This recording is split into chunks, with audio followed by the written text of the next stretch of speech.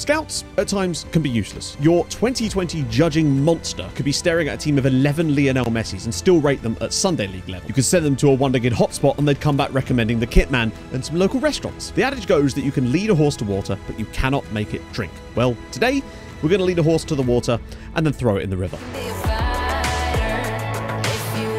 I've tried every scouting method under the sun, and for me, this produces the most consistent results. We use it all the time on stream and are constantly being asked about it, hence why I'm making this video. By the way, I stream Tuesdays, Thursdays, and Saturdays over on Twitch, link in the description. I'm actually live right now. Now, in reality, this is nothing groundbreaking, but the key thing is that it's scalable for clubs of almost all sizes and financial clout. The bigger your scouting range and the larger number of scouts that you have will obviously help, but it is not the be-all and end-all. If you're managing a 10th tier amateur side, then this is probably not going to work for you. My advice there would just be loans, free transfers, and trialing as many players as you can to basically substitute your scouting with trials. That should get you pretty far on its own. Now, the more players that you have switched on, the easier it will be to find the gems. If you want to know how to have 100,000 players switched on in your save without it slowing down too much and without you having to load all the leagues, I've left a link in the description to a video I made about this a little while ago that will basically show you how to do that, because I think it really will enhance your enjoyment of the saves. You'll still get the regens. It's hopefully works quite well. And that's the setup that I'm using for this video, but it should still work just fine without it. Now, this is a fresh save. I have simmed it 5 years into the future before taking over at FC Copenhagen. You can see we're in 2026. And the reason for that is just because this way it guarantees that we'll be hunting for regens and not established players that you'd probably already know about from Wonderkid shortlists. That is the preamble out the way. Let's get on with the actual setup. The first step is to make sure your scouting settings and filters are set correctly. Now, a lot of this is still up to your personal preference, but I'll show you what I normally have set up. I have a recruitment team set to C, and I have everything being forced into the scouting center. So the only thing you'll get is one big scouting update that everything gets thrown into. I just find it's easier to narrow it down. Only other thing you're going to want to do is click advanced filters, and within that, you're going to want to turn off started scouting player, so it doesn't show you anything about that. If you can do, try to have the highest recruitment package that you can. I don't know how much of a difference this actually makes for what we're going to do, but it might save you some money with individual scouting costs. I'm really not sure on that one. The best time to start a scouting method like this is during an international break, and you'll see why in a second. So pick a point during that international break. The best way to know is if you have players on international duty, when that number is at its absolute maximum,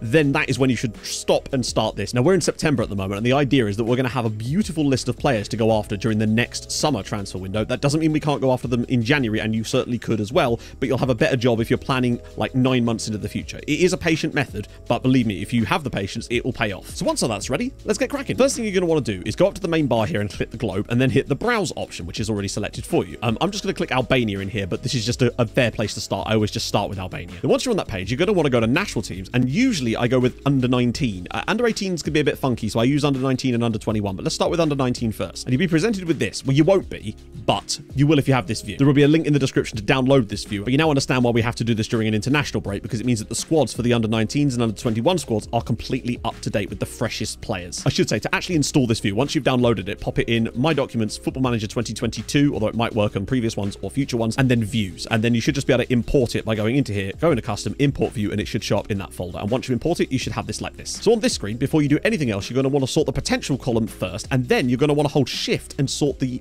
age of the player column until it shows the age in reverse order. That will allow it to sort by potential and then as a secondary sort by age. This is irrelevant during the first time you do this, but in future seasons it's very important because it will allow any players that you already have knowledge of to be filtered out the top of the list so you can concentrate on all the players below. Now comes the main grunt work of this method. So you're going to want to set aside a little bit of time to do this, but it shouldn't take you really that long. And all you're going to want to do is select players like that, right click, report, Scout player, 1 week. Now, the general rule of thumb that I use for this is under 19 squads, I look at anyone who's 17 or under 21 squads, anyone who's 18 and under 23 squads, 18 and under, same seats, and occasionally full national teams as well. However, this is based around the requirements of certain leagues to have players under 18 in order to meet homegrown requirements. If those don't apply to you, then just go nuts. So once you've done that, hit the little arrow underneath, and you come to the next one, and so on and so forth. Now, of course, if you're managing a smaller side with less scouts, you are going to have to triage which nations you actually go after. If you were to go after the under 19 squads and under 21 squads of every single nation in Europe and South America and Africa, the list would be into the 3,000 or 4,000 players, and that is just not feasible, even for my other save. So you need to be targeting which nations you actually want to go after. Now, you should be seeing some graphics on screen right now that explain certain nations that you could potentially go after if you don't have the largest scouting pool, and you'll obviously have to make your own personal choices within that. Of course, nations like England, Germany, France, Spain, nations nations like that are going to produce high quality talent. That much we know, but they will come at an extreme premium. And if you're managing a smaller side, you may want to skip some of those entirely just to save time and money and focus on nations in Scandinavia or Eastern Europe. You can go for Poland and Hungary and Romania. They're especially good. Slovakia, Slovenia, Serbia. With South America having so few nations, you can generally speaking target all of them and not have too much of a trouble as long as you can scout South America. With North America, you could have the United States, Canada as well, Mexico, of course, Costa Rica, Honduras, Panama. Those are some excellent nations there too. In Africa, massive gems can be found in Cote d'Ivoire, Senegal, Cameroon, Tunisia, even Algeria, Morocco, Egypt, Nigeria, Ghana, to name a few more. In Asia, it can get a little bit more interesting. You can go after the likes of Australia, Japan, South Korea, and that should cover most of your bases, but you really want to target certain nations, is my point. As a side note, to see your scouts priority list, you go into scouting, then assignments, then scout priority. Now you notice there's 10 Albanians on the list at the moment. That's of course the guys we just got the scout reports on. Mine was blank before this, but yours will fill up very quickly when you start doing this. But that's all the base part of the method really relies on. So I'll just go through, look for the nations. Austria's another good one, all the way down to 17, right click on them, get report, then we go down to Belgium. Again, Belgium have excellent players, we'll do the same thing, select them all, get that right click, bam, and they'll just start adding into that report list. And that's all you really need to do. Once you're done with that, of course, you then go back to the beginning, start picking under 21 players and run through them in the exact same way just by ticking down. Now, if you're going to do this, of course, it will probably take you 10-15 minutes to just pop in a podcast, get going, and once you're done, let's get cracking. I'm going to go through and do a preliminary setup right now, and I'll join you guys in a sec. Right, so I've just gone and done that for every nation I could sort of think of that was going to give us anything kind of decent. You can see we've ended up with 819 players on the scouting priority list, which is an insane amount of players. I'm sure you're already thinking that. And that took me, I was timing myself, roughly 15 minutes to do. It'll probably take you a little bit longer the first time you do it because there's more players, and also if you're new to doing this, but you know, it's not too much considering the payoff down the line. Now comes the fun part. Over the next few months in game, we're going to whittle this list down from where it is to hopefully around about 100 to 150 targetable players. They won't always be fully scouted, but a lot of them can be so close that you're willing to take a punt, and you might find some bargains that you want to just move on straight away, even with less knowledge. But I can virtually guarantee that somewhere in there today, we're going to find some absolute beasts. It's just almost an inevitability, especially the first time that you do this. So let's get progressing with the save, and I'll show you as we go along. So it's been 8 days, and the first report is in, and well, I mean, it kind of speaks for itself, if I'm honest. First thing you'll note is just how many recommendations you're going to get in each report, because they are slowly working their way through that huge list you set. But like, just filtering by potential here, you can already see that there's probably some excellent talent we would be able to pick up on the very, very cheap, even in this first report. So the first thing I'm going to do is just eliminate a couple of the guys that we're not really interested in. Obviously, you'll want to, but I'm just going to discard them for now and clean up any other players who I definitely didn't scout. So the next thing you want to do is pretty straightforward. Sort the list by potential. Once it's sorted by potential, it's just scroll to the bottom of that list, and you'll see there's a lot of players in here. Those are the Albanians that we looked at that probably aren't up to much. So then you're just going to select all of those and scroll up till you get around about here. If you're a relatively small side that's still able to do this, I would honestly go all the way up to anyone who isn't considered 5 stars in any way and just get rid, literally discard. If you're mid-sized to middling, you can probably get away with any player that's got anything in this 5th star on potential. It's all just about tweaking it to the way your club currently is, but for us, this is about right. So now that we've got that 46 players down to 15, we're just going to select them all. You can either do it manually or using Control A, and now this is important. You want to right-click them, and instead of going fully scout, go scout player for 1 week. Again, like you did in the report. So why 1 week scouting over fully scouting? That's the question. If you click to fully scout a player, you will get regular-ish updates from that scout when they learn stuff sometimes, but it will generally speaking not be particularly often. With 1 week scouting, you should get updates, well, pretty much every week. Not always the case, but within that sort of realm. And the reason this is important is because the scouts will be getting continually updated information about those players, and should that player suddenly have a new report that actually allows them to fall below the threshold of players we were looking at, it will enable you then to discard that player and then not have to worry about that scout wasting their time fully scouting a player that you're never ever going to want to sign. And again, this is just more stuff that helps you move through the list quicker. And the reason I discard players rather than acknowledging the ones we don't like is because sometimes when you acknowledge, the players will still come back around in scout reports, and again will fill up time that your scouts could be doing other stuff. Whereas with discard, it automatically cancels their assignments, so they will be removed from the scout priority list, and again, it just gets you going through it faster. But once you've got these guys set for a 1 week scout, this little symbol will appear by their head, and all you want to do at that point is once again highlight them all and click acknowledge. Because now if we go back into the priority list, you notice that it's already dropped down by roughly 26 players on this one scout report. And that's really it for the first pass of the method. You just want to go through the season. Each time you get a scout report, follow the same methodology, and each time more and more players will be brought back into the scouting pool. Some of them will be discarded, and eventually you're slowly whittling your way down to a set of players that you can actually go after. Even in these early stages, it is sometimes, if you see a ridiculous looking player, worth having a look at their profiles to see if perhaps they're worth taking a cheap punt on before they're even fully scouted, because you can pick up some great bargains that way. So that's all you do. Do that for every single scout report. I'm going to go to January now and keep doing it myself, and then we'll come back and hopefully the list will be shorter, and we should hopefully have a lot more highly scouted players players with maybe some outrageous talent in there. So join you guys in a sec. It was now the middle of January, and I thought we'd sort of check in and see how things are going with the recruitment. But at the same time, they are sending the same few players round again a few times as well. So we're starting to see a lot of the similar faces coming through. This is just a random report I chose. And you can see some of the interesting prospects that are coming through there. Most importantly, out of the ones I'm seeing right now in this report is this lad here, Ali Morami, an Iranian left-sided player from Eshtagal.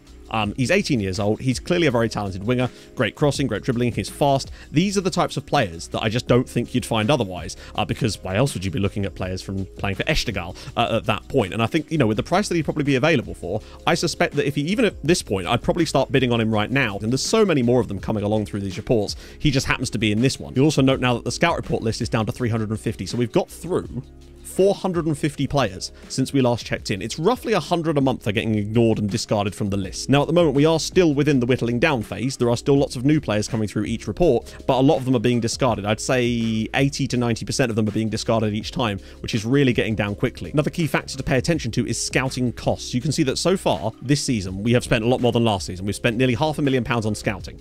And that will, of course, go up over the rest of the year. But you can see that it's not like some huge budget-breaking amount, considering that your scouting budget, if you've got worldwide scouting for a full year, is usually about £750,000 to £800,000 anyway. So, obviously, if you're doing less players, it won't matter as much. And some of this will have been taken up by just having the scouting budgets turned on as well. And for all I know, those scouting costs only apply if those players are outside your scouting range anyway, so you might actually not be spending any more money than you might have imagined. What we're going to do now is a massive jump all the way up. The season's going to be done. We are top of the league, but that's kind of irrelevant at this point, to basically the start of the summer transfer window, so you can see what eventually you will get yourselves ready going into that window. But again, don't be afraid to action some of these transfers well before that if you feel like you can do. But now we get a chance to see when the patience really pays off. And as you can see, we're left with currently 67 players on our scouting priority list. I'll show you in a bit more detail in a minute just how good this actually is. But honestly, if you've got anywhere from this amount or even less to up to 150 at this point, you're probably still in pretty good shape, depending on how many nations you scouted in the first place. The whittling process itself has pretty much been done since about April, and we've just been scouting the same sets of players since then. And it's gone down from about 120 down to 67. So a few guys did fall off the